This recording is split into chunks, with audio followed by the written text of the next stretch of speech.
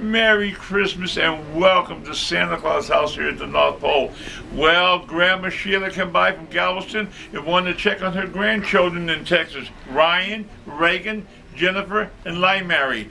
Well, Grandma Sheila was very happy, found you all on the good list. Keep up the good work, and I know it's 151 days of Christmas. In the meantime, write me a letter and let me know what you want, because I would like something to make you something special with the elves. Well, you have a good summer. I'll see you soon. Grandma Sheila will be home. She loves you and I love you. Merry Christmas.